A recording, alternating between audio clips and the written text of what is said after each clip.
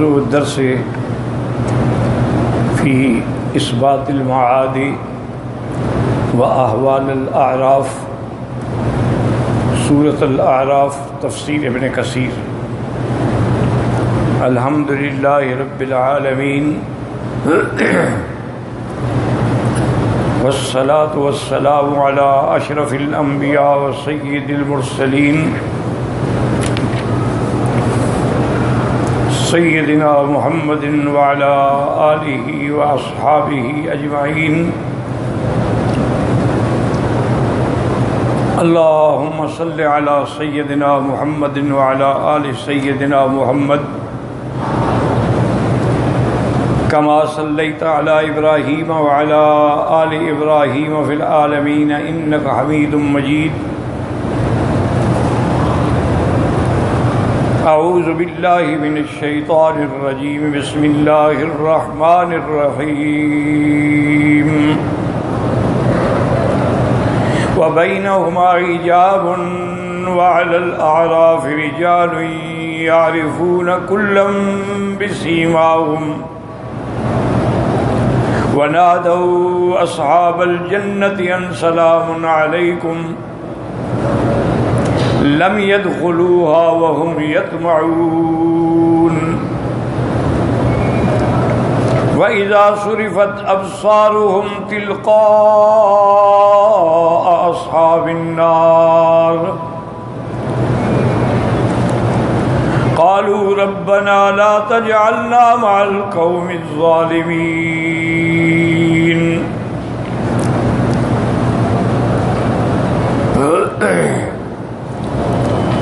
الحمدللہ کے سابقہ آیات میں ہم نے اہل جنت اور اہل نار کے مکالمے کے بارے میں پڑھا تھا، اور میں نے اپنے کئی درسوں میں یہ عرض کیا ہے کہ تین مسائل جو مہم ہیں نا، جو اصول ہیں، جو اساس ہیں، جو بنیاد ہیں، اور حضرت نوح علیہ السلام کے زمانے سے لے کر سرکار دو جہاں سیدنا محمد مصطفیٰ صلی اللہ علیہ وسلم تک ان تین اصولوں میں کوئی فرق نہیں۔ ایک بات یاد رکھیں، اصول ایک ہے۔ ہر پیغمبر کی شریعت الگ تھی اس زمانے کے حالات کے مطابق، لیکن وہ فروع میں اختلاف تھا،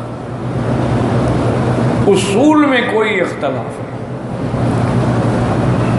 اور وہ تین اصول کیا ہیں؟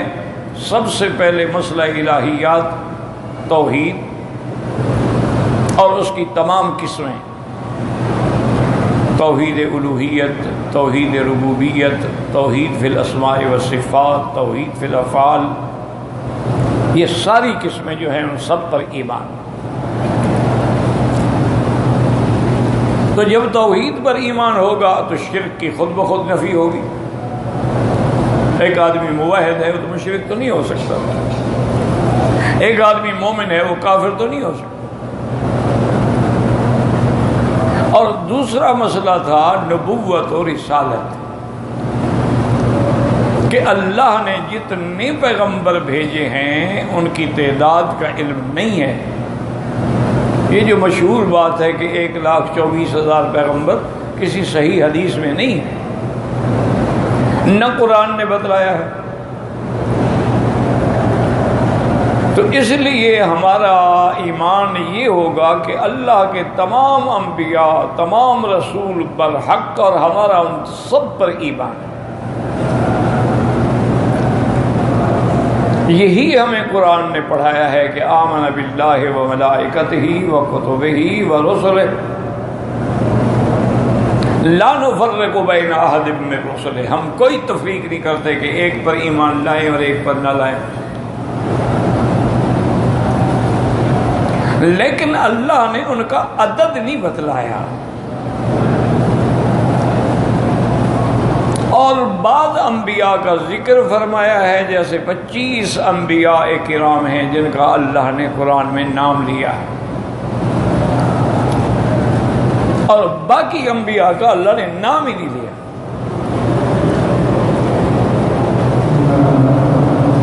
اسی لیے اللہ نے قرآن میں فرمایا میرا بدنی منہم من قصصنا علیک، ہم نے بعض کا ذکر کیا آپ پر، ومنہم من لم نقصص علیک، اور بعض پیغمبر جن کا ہم نے آپ کو ذکر بھی نہیں کیا۔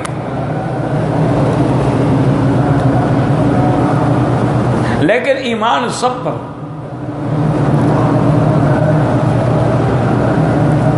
آج کل جو نئی دنیا میں نئے نئے فتنے کھڑے ہوئے ہیں، ان میں ایک فتنہ یہ بھی ہے کہ جی ہم تو سب اللہ رسول پر ایمان رکھتے ہیں، بات ختم ہو گئی۔ آج کل ایک مسئلہ یہ بھی بڑا چلا ہوا ہے کہ جی وحدت ادیان، کہ سب دین ایک ہے، اور ہماری نئی فوج جو ہے، نئے پڑھے لکھے ہمارے نوجوان بھائی جو ہیں، عزیز جو ہیں، ان کو بڑی اچھی بات دیکھتے ہیں، یار یہ تو اچھے لوگ ہیں، کہتے ہیں سب ہم اکٹھے ہیں، ایک ہیں، اللہ پر ایمان ہے، قیامت پر ہمارا ایمان ہے۔ اور یہودی کہتے ہیں ہمارا تو نبی پر بھی ایمان ہے، موسیٰ علیہ السلام پر۔ عیسائی کہتے ہیں جی ہمارا عیسیٰ علیہ السلام پر ایمان ہے۔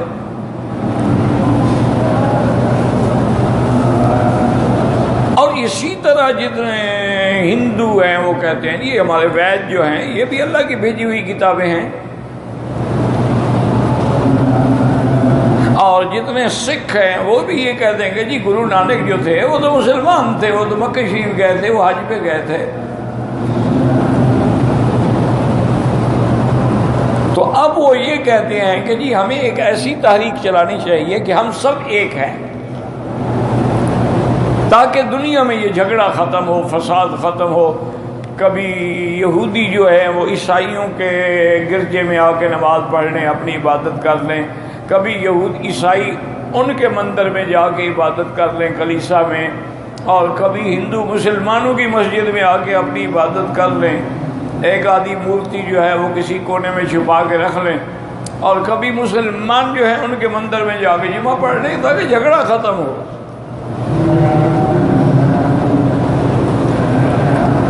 وسعت قلبی کا ہمیں مظاہرہ کرنا چاہیے۔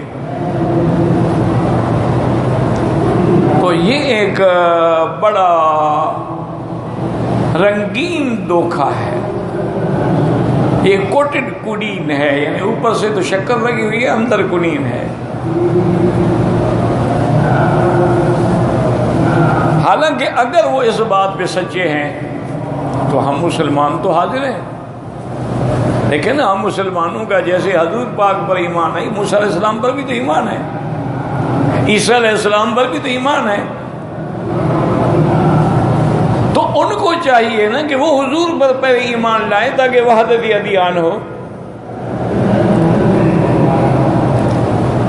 اور جب تک وہ ہمارے نبی پر ایمان نہ لائیں تو اتفاق اس بات کا ہوا، یہ تو پھر ایک دھوکہ ہے نا۔ ہم گرو نانک کو اگر مان لیں، وہ بھی تو اگر ہمارے حضور پر ایمان لائیں نا،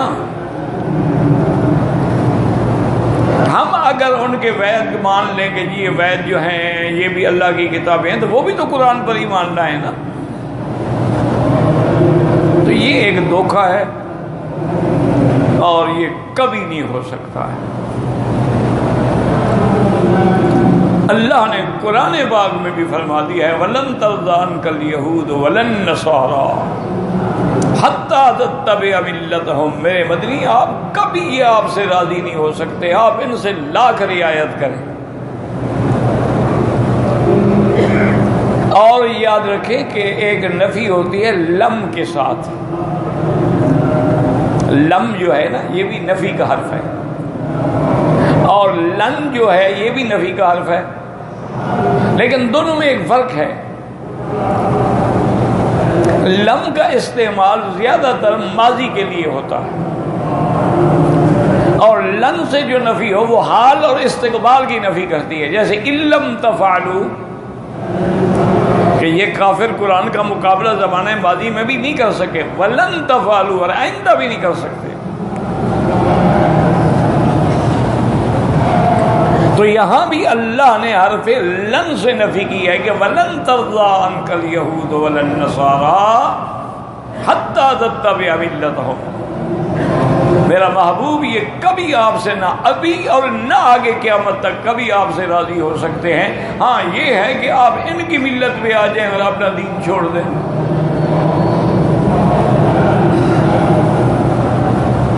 تو اس لیے ہمیشہ یاد رکھ لیں یہ نئی نئی شوشے چھوڑے جاتے ہیں, نئی نئی باتوں کو نکالا جاتا ہے جو بظاہر آدمی کو بڑی اچھی لگتی ہیں,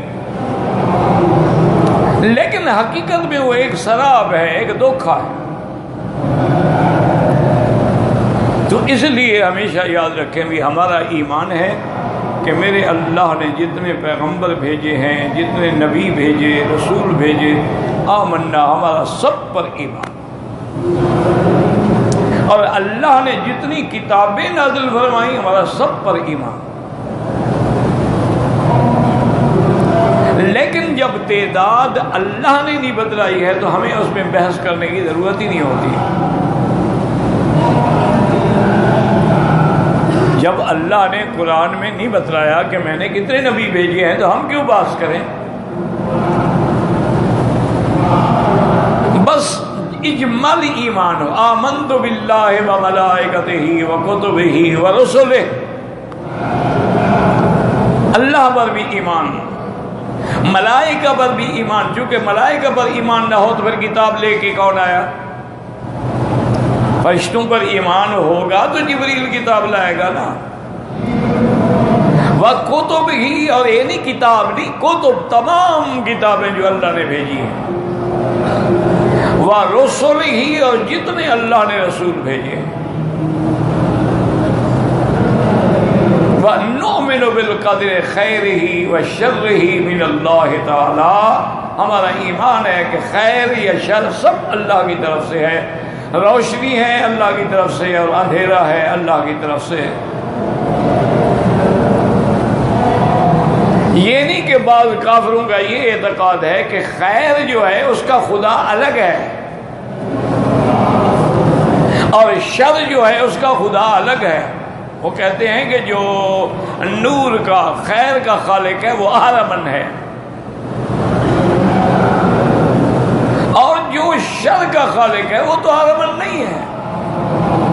کیوں؟ وہ کہتے ہیں ایک خدا دونوں کام کیوں کرے کہ دن بھی بنائے, رات بھی بنائے, خیر بھی بنائے, شر بھی بنائے. وہ کہتے ہیں جو اچھے چیزیں بناتے ہیں وہ یزداں ہیں اور جو غلط چیزیں ہیں وہ اہرمن ہیں.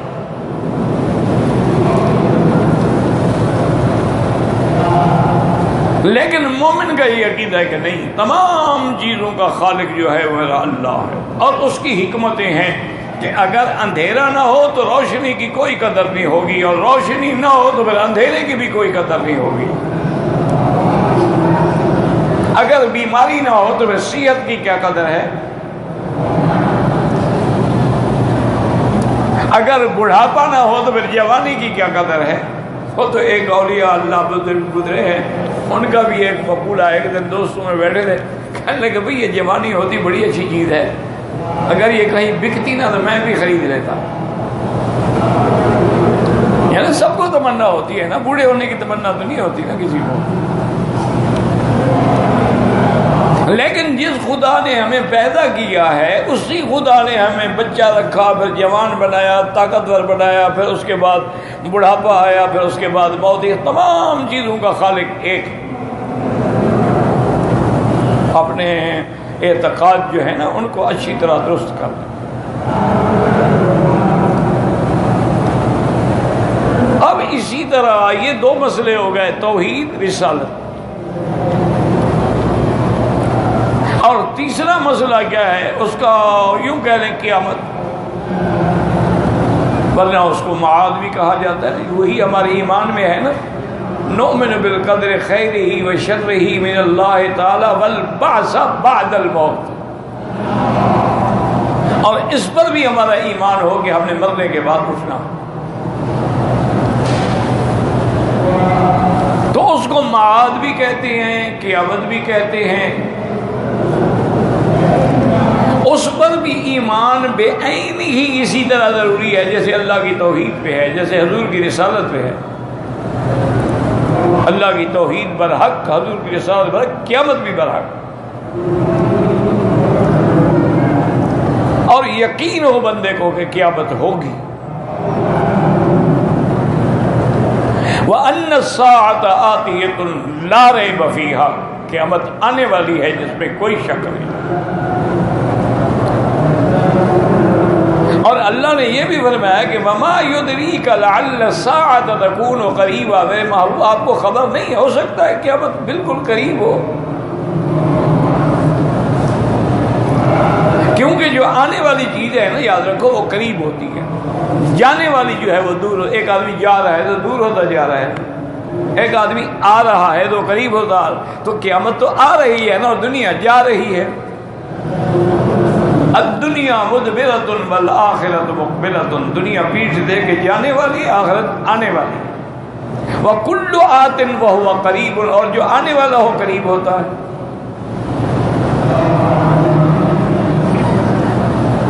اب جو بات اصل میں نے عرض کرنی تھی نا، وہ یاد رکھ لیں کہ توحید کا مسئلہ بھی سمجھ آ سکتا ہے اگر آدمی کی نیت ٹھیک ہو نا، تو توحید سمجھ آ جاتی ہے. کیونکہ توحید کا تعلق فطرت انسانی سے ہے کہ جب بچہ پیدا ہوتا ہے تو دین توحید پہ پیدا ہوتا ہے. کل مولود یولد علی الفطرۃ. بالکل یعنی جیسے کہ علامہ اقبال نے بھی کہا کہ سمجھ میں نقطہ توحید آ تو سکتا ہے، تیرے دماغ میں بت خانہ ہو تو کیا کہیے. ورنہ ہر آدمی کو، مثلا ایک بچہ ہے، اس کو پہاڑ کی چوٹی پہ چھوڑ دے، اس کی کفالت اللہ تعالیٰ فرمائے، اس کو کوئی بندہ نہ ملے، کوئی انسان نہ ملے، کوئی پیغمبر نہ ملے، کوئی کتاب نہ ملے، وہ یہ بات ضرور مانتا ہے کہ خدا ہے.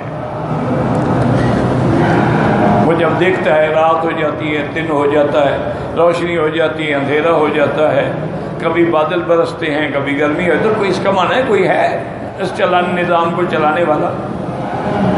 وہ سمجھ لیتا ہے.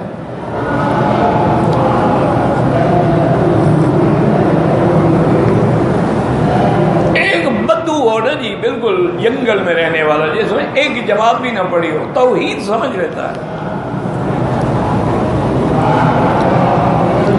توحید کا ماننا جو ہے اس کا تعلق فطرت انسانی سے ہے.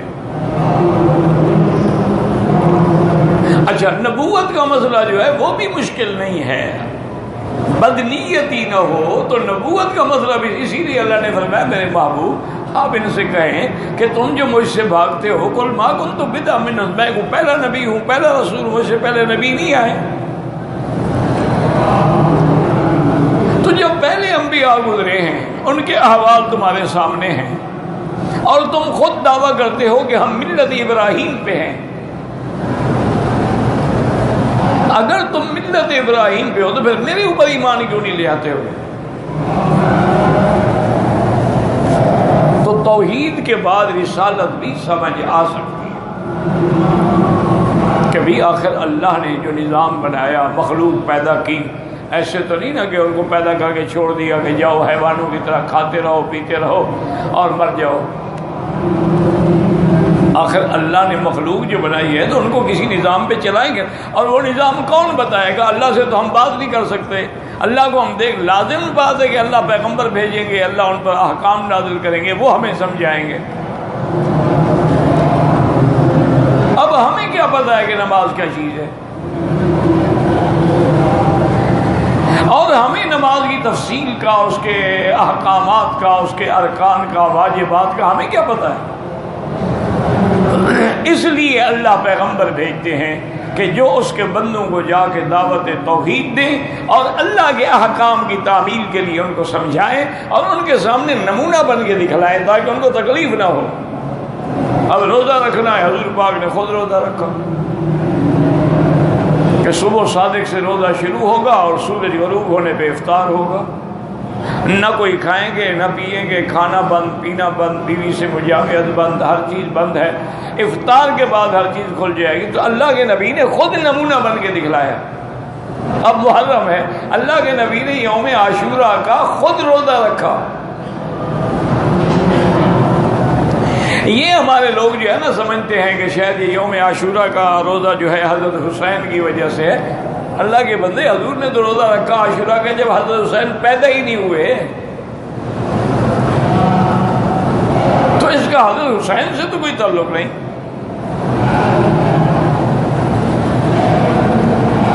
حضور جب مدینہ شریف تشریف لے گئے کہ دیکھا یہودی روزہ رکھتے تھے، مدینہ منورہ میں چونکہ یہودی آباد تھے، ان کے بڑے 3 قبیلے وہاں تھے، بنی قینقاع، بنو نذیر، بنو قریظہ، یہ بڑے قبیلے تھے، اور وہ عاشورہ والے دن یعنی 10 محرم کو روزہ رکھتے تھے۔ حضور نے ان کے علماء کو بلایا، پوچھا لما تصومون یوم عاشورہ، یہ عاشورہ والے دن تم روزہ کیوں رکھتے ہو؟ انہوں نے کہا حضور ان اللہ نجا موسیٰ وقومہ، اسی دن اللہ نے موسیٰ علیہ السلام اور ان کی قوم کو فرعون کے ظلم سے اور دریا سے نجات دی اور فرعون کو غرق کیا، تو ہم اس خوشی میں روزہ رکھتے ہیں۔ حضور نے فرمایا اچھا اگر یہ بات ہے تو نحن اولیٰ بموسیٰ منکم، تو ہمارا تعلق تو موسیٰ علیہ السلام تم سے زیادہ ہے۔ تو حضور پاک نے بھی یوم عاشورہ کا روزہ رکھا، لیکن پھر حضور نے یہ بھی سوچ لیا کہ اگر ہم نے صرف عاشورہ کا روزہ ہی امت میں لازم قرار دیا تو کوئی مخالف یہ بھی کہہ سکتا ہے جی یہ تو یہودیوں کا روزہ ہے، حضور ان کی اتباع کر رہے ہیں۔ تو اس لیے حضور پاک نے حکم دے دیا کہ صوموا یوما قبلہ او یوما بعدہ، کہ ایک دن پہلے یعنی 9 اور 10 کا روزہ رکھو، یا 10 اور 11 کا روزہ رکھو، ایک نہ رکھو۔ گو علماء نے جواب دیا کہ ایک آدمی سے غلطی ہو گئی، وہ 9 کا نہیں رکھ سکتے، چلو ایک کا ہی رکھ لیں۔ تو جیسے اب جو ہے تقریباً منگل والے دن جو ہے وہ 10 محرم ہوگا، تو جس نے روزہ رکھنا ہے یعنی وہ سوموار اور منگل کا رکھ لے یا منگل اور بدھ کا رکھ لے۔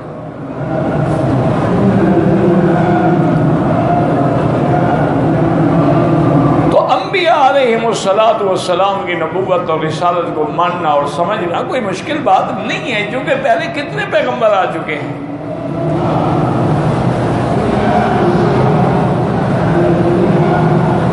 حضرت آدم علیہ السلام سے لے کر حضور صلی اللہ علیہ وسلم تک اللہ عالم کتنے نبی آئے، لیکن 313 رسول آئے۔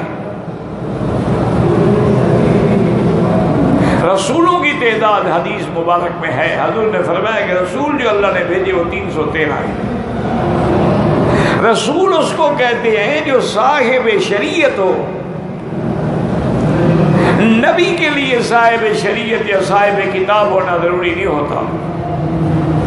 جیسے موسیٰ علیہ السلام رسول ہیں اور ہارون علیہ السلام نبی ہیں، چونکہ ہارون علیہ السلام کے پاس کوئی الگ کتاب نہیں ہے، وہ تورات کتابیں ہیں۔ اور یہ بھی قاعدہ دماغ میں رکھ لو کہ کل رسول نبی، ہر رسول نبی ہوتا ہے، لیکن ہر نبی رسول نہیں ہوتا۔ جیسے ہارون علیہ السلام نبی تو ہیں لیکن رسول نہیں۔ موسیٰ علیہ السلام رسول بھی ہیں اور نبی بھی ہیں، جیسے میرے مدنی سرکار دو عالم رحمت دو عالم صلی اللہ علیہ وسلم، آپ رسول بھی ہیں اور نبی بھی ہیں۔ اس لیے قرآن نے کہیں آپ کو رسول سے خطاب، یا ایھا الناس انی رسول اللہ، قل یا ایھا الناس انی رسول اللہ الیکم جمیعا، تو رسول اللہ کا یا ایھا الرسول بلغ ما انزل الیک من ربک، تو یہاں رسول کا ذکر ہے۔ اسی طرح اللہ تبارک و تعالی نے فرمایا حضور صلی اللہ علیہ وسلم کو یا ایھا النبی، تو آپ نبی بھی ہیں۔ انا ارسلناک شاہدا ومبشرا ونذیرا، تو آپ نبی بھی ہیں اور آپ رسول بھی ہیں۔ تو یہ ایک اصول ہو گیا۔ تو بہرحال ایک ہے ضد کہ میں نہ مانوں، یہ تو الگ بات ہے، ورنہ نبی اور رسول کا ماننا مشکل نہیں ہوتا ہے، ہر آدمی سمجھتا ہے۔ اب دیکھیں نا، بادشاہ ہے تو وہ دوسرے ملک میں اپنا سفیر بھیجے گا نا، جو اس کی پالیسیوں کو نافذ کرے گا کہ جی ہمارے ہاں قانون یہ ہے، اب بادشاہ نے یہ چٹھی بھیجی ہے، اب یہ چٹھی بھیجی ہے، اب یہ چٹھی بھیجی ہے۔ تو اللہ نے جو بندے بنائے ہیں تو بندوں کے پاس بھی تو کوئی رسول آئے گا نا۔ اور پھر ان رسولوں کا کام کیا ہوتا ہے؟ مبشرین و منذرین، کہ ماننے والوں کو خوشخبری دیں اور انکار کرنے والوں کو اللہ کے عذاب سے ڈرائیں۔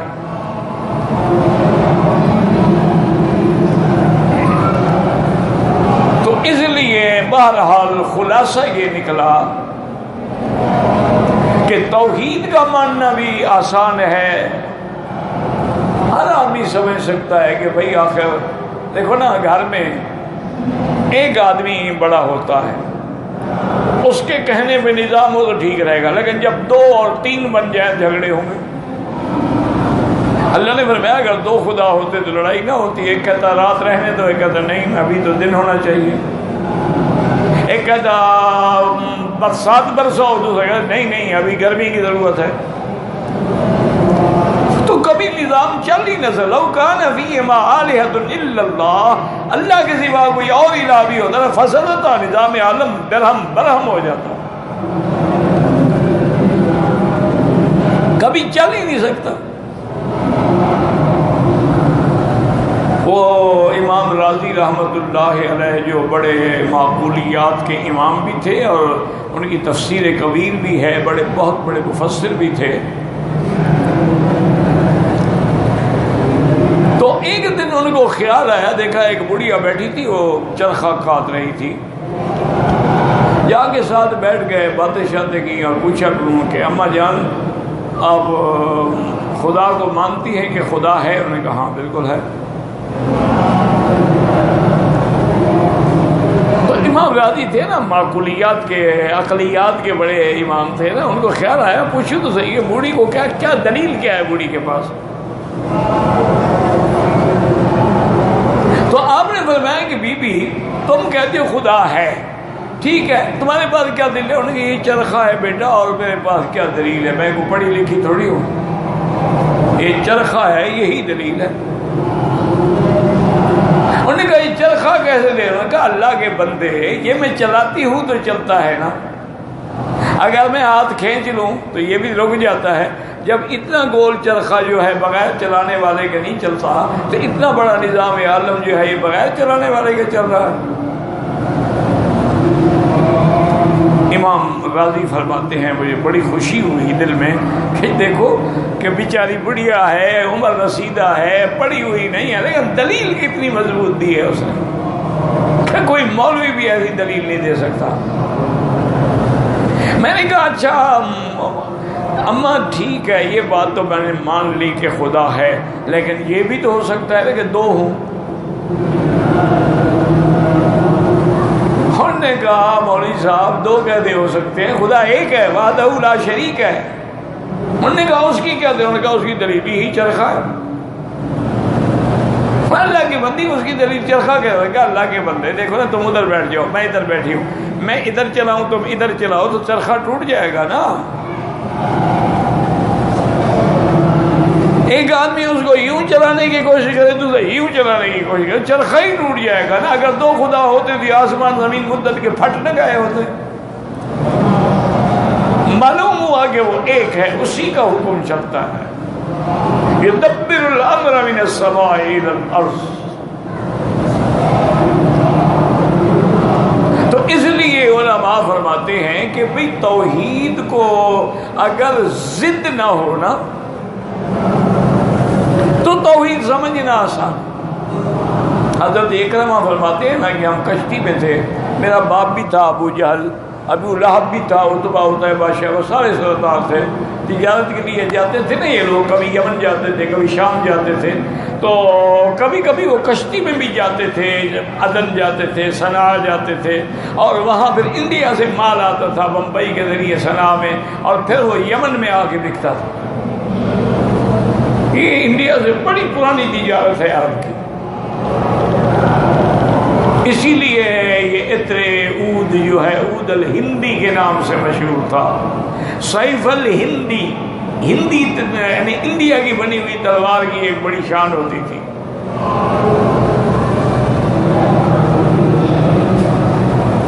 اسی لیے بعد نے اپنی بیٹیوں کا نام بھی ہند رکھا، جیسے ابو سفیان کی بیوی کا نام بھی ہندا تھا نا، ہند سے۔ تو کہتے ہیں اکرما کہ طوفان آ گیا دریا میں، اور اتنی زور سے موجیں آئیں کہ کشتی کبھی ادھر جا رہی ہے، کبھی ادھر جا رہی ہے، کبھی ادھر ڈول رہی ہے۔ جاءہم الموج من کل مکان، ہر طرف سے موج ہی موج۔ وظنوا انہم احیط بہم، اب یقین ہو گیا کہ ہم مرتے ہیں، ڈوبتے ہیں۔ کہتے ہیں پہلے تو اپنے خداؤں کو بلاتے رہے، یا لات، یا عزا، یا منات، یا حبل، دیکھا کہ وہ تو کوئی کام نہ آیا، تو کہنے لگے بھائی چھوڑو ان کو، اب یا رب محمد، محمد مصطفیٰ کے خدا کو پکارو، اور کوئی نہیں بچا سکتا۔ دعوا اللہ مخلصین لہ الدین، خالص اللہ کو پکارا۔ جب اللہ کو پکارا تو اللہ تو کریم ہے، وہ تو کتوں پر بھی رحم کرتا ہے، خنزیروں پر بھی کرتا ہے، تو کافروں پہ کیوں نہیں کر دے گا؟ اللہ نے نکال دیا۔ جب کنارے پہ آ گئے پھر اپنے بتوں کو پوجنے لگ گئے۔ فلما نجاہم الی البر، جب ان کو خشکی پہ نجات دے دی اب پھر شرک پہ لگ گئے۔ تو حضرت اکرمہ کہتے ہیں کہ اسی دن میرے دماغ میں یہ بات بیٹھ گئی کہ دین سچا وہی ہے جو محمد مصطفیٰ فرماتے ہیں، رب سچا وہی ہے جس کی دعوت محمد مصطفیٰ دیتے ہیں۔ لیکن کہتے ہیں افسوس میری قسمت نہیں تھی، میں اگر اس وقت مسلمان ہو جاتا تو سابقین میں آ جاتا، اول اسلام لانے والوں میں آ جاتا، لیکن میرے دل میں تو اسلام رہا لیکن میں نے ظاہر نہیں کیا۔ ظاہر میں نے تب کیا جب مکہ فتح ہو گیا۔ تو بہرحال دو چیزیں یاد رکھ لیں کہ ایک تو مسئلہ توحید سمجھنا آسان ہے، مسئلہ رسالت سمجھنا آسان ہے، مسئلہ قیامت سمجھنا بڑا مشکل ہے۔ یہ نہیں سمجھ آتا جب تک اللہ کی رحمت نہ ہو۔ اس کو مثال میں بزرگوں نے فرمایا ہے کہ ہر چیز کے لیے دو نور ضروری ہوتے ہیں، جب تک دو نور نہ ہوں چیز نظر نہیں آ سکتی ہے۔ کیا معنی؟ ایک آدمی ہے، دن ہے، روشنی ہے، سورج چمک رہا ہے، وہ اندھا ہے تو وہ تو نہیں دیکھ سکتا نا، کہ ایک نور تو ہے دن کا لیکن اس کے بعد نور نہیں ہے۔ ایک آدمی ہے، آنکھیں بھی ہیں، نور بھی ہیں، لیکن رات کی اندھیری ہے، نہیں دیکھ سکتا کہ اس کے بعد آنکھیں تو ہیں، آگے روشنی نہیں ہے۔ تو چیز کب نظر آئے گی؟ جب دو نور اکٹھے ہوں گے کہ دن بھی ہو اور آنکھیں بھی ہوں۔ لیکن انہوں نے فرمایا کہ یہ دین کے مسئلے جو ہے، قیامت کے مسئلے جو ہیں، بعث کے مسئلے جو ہیں، معاد کے مسئلے جو ہیں، اس کے لیے تیسرے نور کی بھی ضرورت ہے۔ یہ دو نور سے بھی سمجھ نہیں آتا۔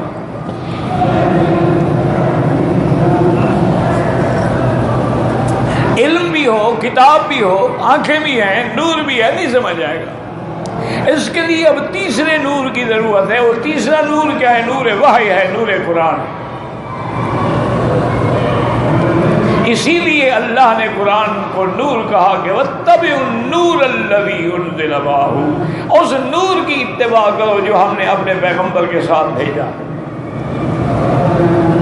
اور یہ بھی فرمایا انزلنا الیک نورا مبینا، محبوب ہم نے آپ کی طرف، آپ کی امت کی طرف وہ نور، اور نور بھی کھلا ہوا بھیجا ہے۔ کیا قرآن؟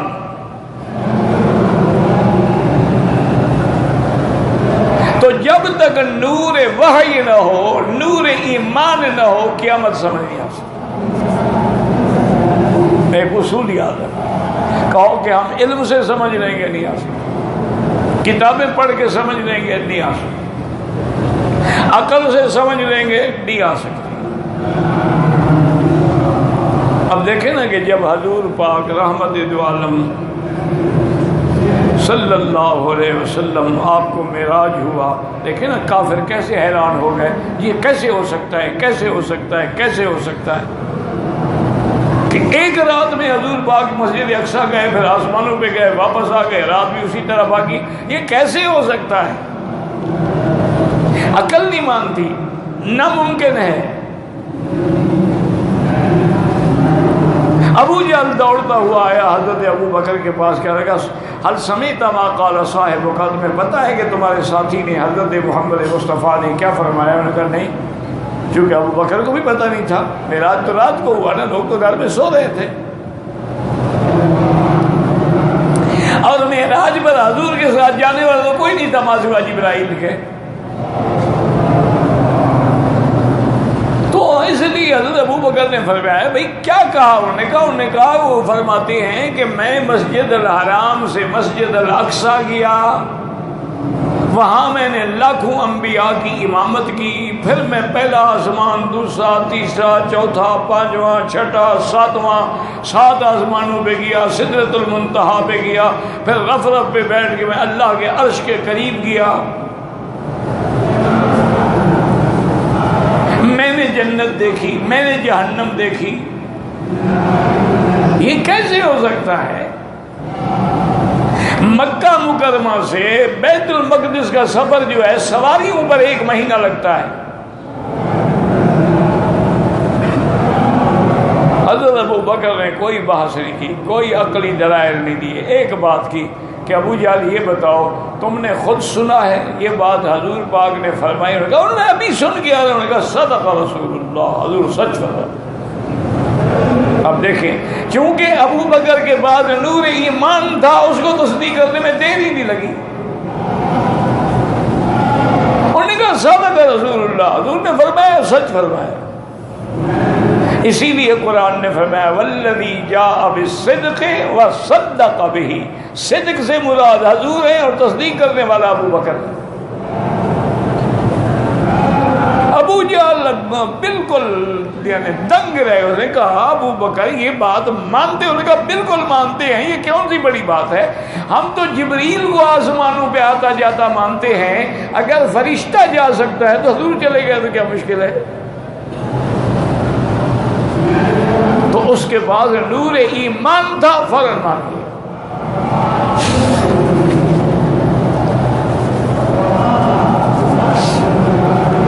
اور ابو جہل کے بعد نور ایمان نہیں تھا، وہ عقل لڑانے لگ گیا، کیسے ہو سکتا ہے اتنا لمبا سفر اتنے منٹوں میں کیسے طے ہو سکتا ہے؟ تو اس لیے ہمیشہ یاد رکھیں کہ قیامت جو ہے جب تک نور ایمان نہیں ہوگا نا قیامت سمجھ نہیں آئے، کیونکہ مسئلہ ہی مشکل ہے نا جی، کہ جی روح نکالی جاتی ہے، ٹھیک ہے جی، فرشتے لے کے جا رہے ہیں، اس کو کفن پہناتے ہیں، اس کو مومن ہے تو علیین میں لے جاتے ہیں، کافر ہے تو سجین میں لے جاتے ہیں۔ اب آدمی حیران ہوتا ہے روح کہاں نکل رہی ہے، کہاں فرشتے ہیں، کہاں کفن ہے؟ ہمیں تو نظر نہیں آیا، ہم تو ساتھ بیٹھے ہوئے تھے، نہ فرشتے نظر آئے۔ اچھا روح ویسے ایک امر لطیف ہے، امر ربی ہے، وہ تو ویسے ہی نظر نہیں آتی، تو اس کو لے کر پھر روح کو انہوں نے کفن پہنایا، تو روح کیا چیز ہے جس کو کفن پہنایا؟ پھر اس کو آسمانوں کی طرف لے گئے،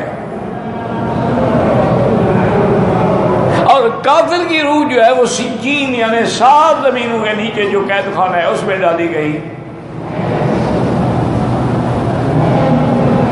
تو اب عقل تو نہیں مانتا نا یہ بات کہ جی اگر کافروں کی روح کو زمین میں ڈالا جاتا ہے تو وہی تو سوراخ ہوتے نا، روز لاکھوں کافر مرتے ہیں تو لاکھوں سوراخ تو ہونے چاہیے تھے نا زمین میں، جو جہاں سے فرشتے نیچے جاتے ہوں گے۔ عقل اب نہیں کام کرے، اسی لیے جب حدیث مبارک میں یہ آتا ہے کہ مومن کو قبر میں جب سلایا جاتا ہے تو حضور نے فرمایا کہ اب اس کو قبر پر کھڑے ہو کے اس کے لیے دعا کرو، فَاسْأَلُوا لَهُ التَّثْبِيتَ۔ لیکن ہمارے بدعتی جو ہیں یہ جنازے کے بعد تو 3 دعائیں کرتے ہیں، قبر میں نہیں کرتے، چونکہ منشا یہ ہے کہ سنت کی مخالفت کرنی ہے، اپنا طریقہ بنانا ہے نا، حضور کے طریقے پر تو چلنا ہی نہیں۔ حضور نے فرمایا فَاسْأَلُوا لَهُ التَّثْبِيتَ الْآنَ يُسْأَلُ، ابھی اس سے سوال جواب ہوگا، دعا کرو کہ اللہم ثبت ہو، اللہ ہمارے بھائی کو سوال جواب میں قائم رکھ۔ اچھا ابھی سوال جواب کیسے ہوگا؟ فرمایا ہاں 2 فرشتے آئیں گے، ایک کا نام منکر ہوگا، ایک کا نام نکیر ہوگا، وہ آ کے اس کو بٹھائیں گے قبر میں، فَيَسْأَلَانِ، پھر سوال کریں گے۔ سوال بھی بتائے کہ وہ کیا پوچھیں گے، من ربک، تیرا رب کون ہے؟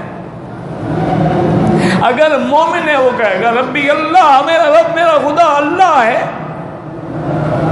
وہ کہیں گے ما دینوں کا، تیرا دین کیا؟ وہ کہے گا دینی الاسلام، میرا دین اسلام ہے۔ وہ کہیں گے ما تقول فی حق ھذا الرجل، اس بندے کے بارے میں کیا کہتے ہو؟ کہے گا رسول اللہ، اللہ کا نبی ہے۔ تو اب فرشتے کہیں گے تم کامیاب ہو گئے، نم کا نوبت آرام، اب آرام سے سو جاؤ۔ اور فرمایا کہ اس کے لیے جنت کی طرف کھڑکی بھی کھول دی جاتی ہے۔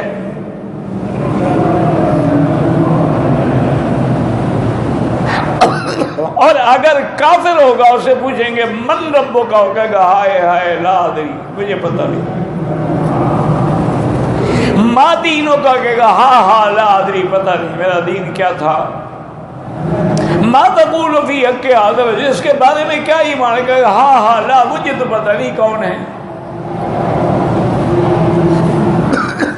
اب ایمان سے کہیں عقل کام کر سکتی ہے کہ بھی سارے کھڑے ہوئے ہیں، قبر میں کوئی سوراخ بھی نہیں ہوا، فرشتے کہاں سے اندر گئے؟ اور ایک بھی نہیں 2 گئے، اور گئے بھی اسی وقت کہ ابھی آدمی اوپر کھڑے ہوئے ہیں، لیکن کسی نے نہیں دیکھا ان کو جاتے ہوئے۔ تبھی حضور نے فرمایا کہ ابھی سوال ہو رہا ہے اس کے لیے دعا کرو، یعنی آدمی اوپر کھڑے تھے۔ تو فرشتے کیسے داخل ہوئے؟ عقل کیسے مانے گا؟ اچھا، اور یہ بھی حدیث مبارک میں ہے کہ مومن کے لیے قبر جو ہے کھول دی جاتی ہے۔ ایک حدیث میں ہے کہ 70 ہاتھ کا فاصلہ کھول دیا جاتا ہے، 70 ہاتھ مربع، اور ایک میں مد بصرہ ہی، جہاں تک اس کی نظر جاتی ہے۔ تو یہ قبر کیسے کھول دی جاتی ہے؟ 2 میٹر کی قبر تھی، اب 70 میٹر ہو گئی، تو 7 والی قبر میں جو مردہ ہے وہ تو ادھر آ جائے گا اور یہ ادھر چلا جائے گا۔ تو عقل کیسے مانتی ہے اس کو؟ اسی لیے لوگوں نے عذاب قبر کا انکار کر دیا۔ بڑے بڑے علماء، بڑے بڑے فضلاء، بڑے بڑے پڑھے لکھے لوگوں نے کہا جی کوئی عذاب شذاب نہیں، یہ سب عذاب جو ہے وہ آخرت میں ہوگا، عذاب بھی آخرت میں ہوگا اور انعام بھی آخرت میں ہوگا۔ قبر کا کیا تھا؟ قبر میں تو ہے ہی کچھ نہیں۔ کہتے ہیں روح تو فرشتے لے کے لیجین پہ چلے گئے، کوئی سوال جواب نہیں، کوئی عذاب قبر نہیں۔ عقل پہ زور لگایا تو عقل تو مانتا نہیں نا، اس لیے مجبور ہو گیا کہ انکار کر دیا۔ لیکن الحمدللہ جن کے پاس ایمان تھا، اللہ کا قرآن تھا، جن کے پاس فرمان محمد مصطفیٰ تھا، انہوں نے کہا بھائی یہ سب حق ہے، النار یعرضون علیہم غدوا وعشیا، صبح و شام وہ جہنم پہ پیش کیے جاتے ہیں۔ یہ عالم برزخ کا عذاب ہے۔ اور حضور نے فرمایا انہما یعذبان، یہ 2 قبر والے جو ہیں ان پہ عذاب ہو رہا ہے، حضور دیکھ رہے ہیں۔ تو جن کا اللہ پر نبی پر ایمان کا بالکل ٹھیک ہے، حضور نے فرما دیا، بات ختم ہو گئی۔ باقی یہ کیسے ہوتا ہے کیسے نہیں ہوتا ہے اس بحث میں پڑھنے کی کیا ضرورت ہے؟ آخر آدمی کے عورت کے رحم میں جب بچہ ہوتا ہے، والذی یصورکم فی الارحام کیف یشاء، وہی فرشتہ بھیج کے تو اس کے شکل اور اس کی اجل اور اس کا رزق اور اس کی شقاوت اس کی سب اسی پر لکھا جاتا ہے، وہاں فرشتہ کیسے چلا جاتا ہے؟ اللہ نے اس کا نمونہ بھی دکھا دیا کہ بی بی مریم کھڑی ہے، جبریل آئے، ہوں تمہارا حمل ہو گیا، کیسے چلا گیا؟ حالانکہ جبریل آئے ہیں، ان کا تو کوئی شوہر تھا نہیں، انہوں نے تو شادی کی نہیں، اور وہ حیران بھی ہو گئی کہ آنے والے کیا کہہ رہے ہو، اللہ یکون لی ولد، کیسے مجھے بچہ ہوگا، لم یمسسنی بشر، مجھے تو کسی انسان نے ہاتھ بھی نہیں لگایا آج تک۔ قال کذالک قال ربک، جبریل نے ایک ہی بات کی، انہوں نے کہا تیرے رب کا فرمان ہے، بس زیادہ بحث نہ کرو، اور اس کے لیے کوئی مشکل نہیں۔ تو جب قرآن پہ ایمان ہوگا، سرکار دو جہاں میں ایمان ہوگا، تو پھر قبر کا عذاب بھی سمجھ آ جائے گا، اور عالم برزخ بھی سمجھ آ جائے گا، عالم ارواح بھی سمجھ آ جائے گا، عالم دنیا بھی سمجھ آ جائے گا، اس کے بعد عالم آخرت بھی سمجھ آ جائے گا۔ تو اب ان آیات میں جو ہم پڑھ رہے ہیں یہ سارا اسی قیامت کا منظر ہے۔ اللہ ہمیں سمجھنے کی توفیق دے۔